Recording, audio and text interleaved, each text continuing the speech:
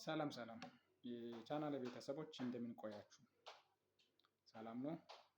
ዛሬ ስለ ደም ግፊት ምንድን ነው? ደም ግፊት እንዴት ይታከማል? በተለይ ደም ግፊትን ቤት ውስጥ ራሳችሁ እንዴት እንደሚታክሙ እና ቤት ውስጥ ማድረግ ያለባችሁን ጥንቃቄዎች ዛሬ እናወራለን። በሚቀጥለው ቪዲዮዬ ለደም ግፊት ስለሚሰጡ መድኃኒቶች እያንዳንዳቸውን የመድኃኒቶቹን አይነት እያነሳን ጥቅማቸው ምንድን ነው? ጉዳታቸው ምንድን ነው? እነዚህ መድኃኒቶች መወሰድ የሌለባቸው መቼ ነው የምለውን በሚቀጥለው ቪዲዮዬ አቀርብላችኋለሁ። ይህን ቪዲዮ ስትከታተሉ ፕሊዝ ሳብስክራይብ አድርጉ። ለእኔም ሞራል ይሆናል። ለእናንተም በየጊዜ የሚለቃቸው ጤናና ጤና ነክ እንዲሁም አንዳንድ መድኃኒቶች ጋር የተያያዙ መረጃዎችን እንዲደርሳችሁ ቻናልን ሰብስክራይብ በማድረግ እንድትከታተሉ በአክብሮት ጠይቃችኋለሁ። በዚሁ ወደ ደም ግፊት ምንድን ነው ወደሚለው እንሂድ። የደም ግፊት ማለት ሰዎች ላይ ደም በሚቀዱ የደም ቧንቧዎች ላይ የሚፈጠር ጫና ነው የደም ግፊት የምንለው። ስለዚህ አንድ ሰው ደም ግፊት አለው ስንል ደሙን በተደጋጋሚ ተለክቶ የላይኛው 140 እንዲሁም የታችኛው 90 እና ከዛ በላይ ሲሆን ይህ ሰው የደም ግፊት አለበት ይባላል። ስለዚህ አንድ ሰው የደም ግፊት አለው ካልን ሕክምናው መቼ ነው መጀመር ያለበት? ሕክምናውን እንዴት ነው መጀመር ያለበት የሚለውን ነገር ቀጥለን እናያለን። ሕክምናው ብዙ ጊዜ የደም ግፊቱ ያለበት ደረጃ ነው የሚወስነው። ሕክምናው መቼ ለመጀመር እንዴት ለመጀመር የሚለውን ያለበት ደረጃ ይወስናል።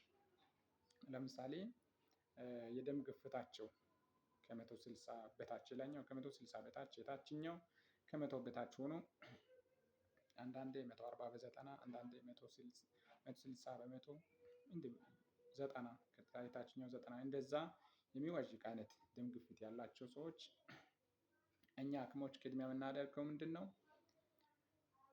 የአኗኗር ዘይቤ እንዲቀይሩ እና የአመጋገብን የአኗኗርን እና አንዳንድ ቤት ውስጥ የሚደረጉ ጥንቃቄዎችን ምክር እንሰጣለን። መድኃኒት ከማስጀመራችን በፊት በዚህ አይነት ሁኔታ እንዲሞክሩ እድል እንሰጣቸዋለን። ቤት ውስጥ ማድረግ ያለባቸው ጥንቃቄዎች እነዚህ ደም ግፊት አላቸው የተባሉ ሰዎች ለምሳሌ አመጋገብ ላይ ማድረግ ያለባቸው ጥንቃቄዎች አንደኛ ጨው ትልቁ የደም ግፊት ሊጨምር የሚችለው ጨው ነው። ስለዚህ ቤት ውስጥ ምግብ ውስጥ የምንጠቀማቸው ማንኛውም መጠጥ ውስጥ የምንጠቀማቸው የጨው መጠን በተቻለ መጠን ቀንሰን ነው መጠቀም ያለብን። ስለዚህ የመጀመሪያው ትልቁ ለሕክምና የሚደረግ ለደም ግፊት ሕክምና የሚደረገው የመጀመሪያው ትልቁ ጥንቃቄ ጨው መቀነስ ነው። ትልቁ ሕክምና እሱ ነው። መድኃኒት ብናስጀምር እንኳን ጨው እንድትቀንሱ ነው የምንመክራችሁ። ሌላኛው የሚያስፈልገው ጥንቃቄ የስራ አይነት የሚወስን ቢሆንም እንቅስቃሴ ብዙ ጊዜ ቁጭ ብሎ የሚውል ሰው ብዙ ጊዜ ቁጭ ብሎ የሚሰራ ሰው ከሆነ በየቀኑ ቢያንስ በየቀኑ ለ30 ደቂቃ ያህል ስፖርታዊ እንቅስቃሴዎችን ብዙ ከበድ ያለ ባይሆን እንኳን ለምሳሌ በእግር መሄድ አንዱ የስፖርት አይነት ነው። ስለዚህ ቁጭ ብሎ የሚውሉ ሰዎች በመኪና በተሽከርካሪ ብቻ የሚጓዙ ሰዎች የእግር ጉዞ ቢያደርጉና አንዳንድ ቀለል ያሉ ቢያንስ ለ30 ደቂቃ በየቀኑ ስፖርት ቢሰሩ እንመክራቸዋለን። ሌላኛው ቤት ውስጥ ማድረግ ያለብን ጥንቃቄ በአኗኗር ዘይቤያችን ላይ ማድረግ ያለብን ሌላኛው ጥንቃቄ የሚጠጡ ሰዎች ከሆኑ ግፊት ከጀመራቸው መጠጥ ማቆም አለባቸው። የሚያጨሱ ከሆኑ ሲጋራ ማጨስ እንዲያቆሙ እንመክራለን። ምክንያቱም እነዚህ ነገሮች ግፊትን ብቻ ሳይሆን ግፊት እንዲባባስ ከሚያደርጉ ነገሮች አንዱ ሲሆኑ ሌላ የነዚህ ሲጋራ ማጨስ አልኮል አብዝቶ አዘውትሮ መጠጣት ሌላ ተጓዳኝ ችግሮችን ያመጣል። ስለዚህ ግፊት ሲደመር ሌላ እነዚህ የሚያመጡት ችግሮች አንድ ላይ ሲደመሩ በህይወታችን ላይ የሚያመጡት ጉዳት እጅግ የባሰ ስለሆነ እነዚህን የሚያደርጉ ሰዎች ከእንደዚህ ነገሮች እንዲጠነቀቁ እንመክራቸዋለን። ጫት የሚቀሙ ሰዎችም ጫት እንዲቆሙ እንመክራቸዋለን። ምክንያቱም ጫት ራሱ የሆነ ኢፌክት አለው ደም ግፊት ላይ የሚያመጣው ጊዜያዊ የደም ግፊት መጨመርን ጫት ራሱ ስለሚያመጣ የሚቅሙ ሰዎችም ከመቃም እንዲቆጠቡ እንመክራቸዋለን። ሌላኛው ምንድነው? አመጋገብ ላይ አሁንም እነዚህ በተለይ ዘይት አጠቃቀም ዘይት ስትጠቀሙ ኮሌስትሮል ያለበትን ዘይት አትጠቀሙ። ይሄ ግፍት ላለባቸው ሰዎች ብቻ ሳይሆን ማንኛውም ጤናማ ለሆነ ሰው ማንኛውም ጤነኛም ሆነ ታማሚም ሆነ ኮሌስትሮል የበዛበትን ኮሌስትሮል በአጠቃላይ ያለበትን ዘይት ባትጠቀሙ ይመከራል። ምክንያቱም ኮሌስትሮል በጤናችን ላይ ያለው ጉዳት በጣም ከፍተኛ ነው። ስለዚህ ኮሌስትሮል ሰውነታችን ውስጥ በተጠራቀመ ቁጥር ይዞ የሚመጣው ትልቅ ጉዳቶች ስላሉት ከኮሌስትሮል ብትታቀቡና ከኮሌስትሮል ነፃ የሆኑ ዘይቶችን ብንጠቀም እንመክራለን። ሌላ አመጋገብ ላይ አሁንም ሌላ ምክር የሚሰጣችሁ ነገር ምንድነው? ጮማ የበዛበት ብዙ ጊዜ ጮማ የበዛበት ምግብ የሚበሉ ሰዎች ጥንቃቄ ቢያደርጉ በተለይ ይሄ እነዚህ ጮማና ቅባታማ ነገሮች በተለይ ከእንስሳት ተዋጽኦ የሚመጡ ለጤና ብዙ ጊዜ አይመከርም። ዘይትም ቢሆን ለምሳሌ ከእንስሳት ተዋጽኦ ከሚመጣው ይልቅ ከአትክልት የሚሰሩ ዘይቶች እጅግ ለጤና ተመራጭ ናቸው። ከአትክልት ወይም ከአሳ የሚሰሩ ዘይቶች ለጤና ይመከራሉ። ስለዚህ እነዚህ በአጠቃላይ ህይወታችን የኑሮ ዘይቤያችንን እና አኗኗራችን በማስተካከል የደም ግፍት የጀመረው ሰው መድሃኒት ከመጀመሩ በፊት በዚህ እንዲሞክር እንመክራለን ማለት ነው። ስለዚህ ቤት ውስጥ እነዚህን ጥንቃቄ አድርጎ አንድ ሰው ከጨው ታቅቦ ስፖርታዊ እንቅስቃሴዎችን እያደረገ አመጋገቡን ተጠንቅቆ ከዛ በኋላ ክትትል እያደረግንለት እነዚህን ነገሮች ጥንቃቄ አድርጎ በእነዚህ ነገሮች ደም ግፊቱ የማይመለስ ከሆነ ከዛ በኋላ ነው ወደ መድሃኒት የምንሄደው። ሌላኛው ያልጠቀስኩት ነገር ምንድነው? ለደም ግፍት ጭንቀት የስራ ውጥረት ብዙ ጊዜ ደም ግፊትን የሚጨምሩ ነገሮች ናቸው። ስለዚህ በተለይ በየቀኑ የሚያስጨንቅ ሁኔታ ውስጥ ስትሬስፉል የሆነ ነገር ውስጥ የምንውል ከሆነ የደም ግፍት በእርግጠኝነት ይጨምራል። ስለዚህ ስትረስ በተቻለ መጠን ራሳችንን ሪላክስ ለማድረግ መሞከር ትልቅ ጥበብ ነው። የደም ግፍትን ለመቀነስ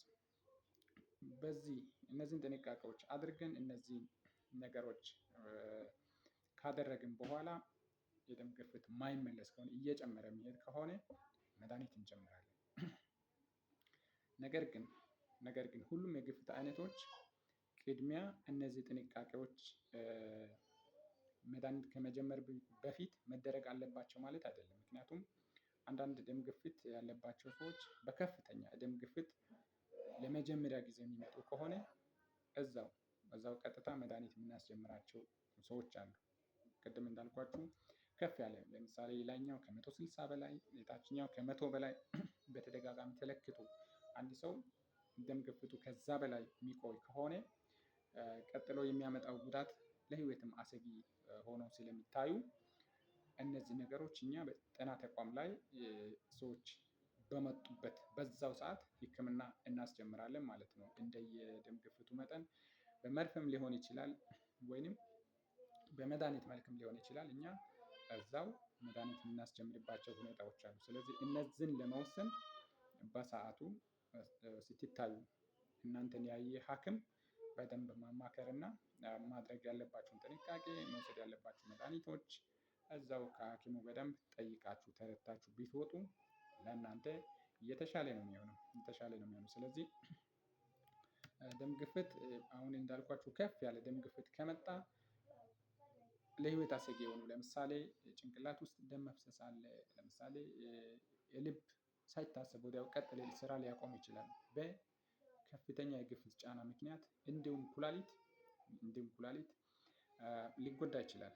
በአጭር ጊዜ ውስጥ ኩላሊትን ሊጎዳ ይችላል። ስለዚህ ጭንቅላት ደም መፍሰስ ልብ ላይ ከፍተኛ ጫና አምጥቶ የልብ ድካም ማምጣት፣ እንዲሁም ኩላሊት ላይ ጫና አምጥቶ የኩላሊትን ስራ እንዲያቆም። እነዚህ በተለይ ሶስቱ እነዚህ አስጊ ናቸው። ደም ግፊት በጣም እየጨመረ በሄደ ቁጥር ከእነዚህ ከሶስቱ አንዱ ወይም ሁለቱ፣ ሌላው አይናችንንም ሊጎዳ ይችላል ግፊት። ስለዚህ ግፊት ከፍ ያለ እንዳይሆን ጥንቃቄ ማድረግ ያስፈልጋል። ሌላው ደግሞ የግፊትን መድኃኒት አንድ ሰው ከጀመረ እስከ መጨረሻው ሐኪም አቁም እስካላለ ድረስ ማቆም አያስፈልግም። ምክንያቱም ሐኪም ክትትል እያደረገ በየጊዜው መድኃኒት መጨመር፣ መድኃኒት መቀነስ ሊያስፈልግ ይችላል። አንዳንዴም መድኃኒት እናቆማለን። ግፊቱ በጣም እየወረደ ከመጣ መድኃኒት የምናቆምባቸው ሁኔታዎች አሉ። ስለዚህ ሐኪም ሳታማክሩ መድኃኒት እንዳታቆሙ። የዛሬ ቪዲዮዬ በዚህ ልጨርሰውና በሚቀጥለው ቪዲዮዬ ስለ ደም ግፊት መድኃኒቶች ምን አይነት መድኃኒቶች ናቸው ለደም ግፊት የሚሰጡት እና እነዚህ መድኃኒት አይነቶች የራሳቸው የሆነ የጎንዮሽ ጉዳት አላቸው። ምን አይነት ሰዎች ናቸው እነዚህ መድኃኒቶች መውሰድ ያለባቸው እና መውሰድ የሌለባቸው የሚለውን ነገር በሚቀጥለው ቪዲዮ ያቀርብላችኋለሁ። እወዳችኋለሁ። አመሰግናለሁ። ፕሊዝ ሳብስክራይብ አድርጉት።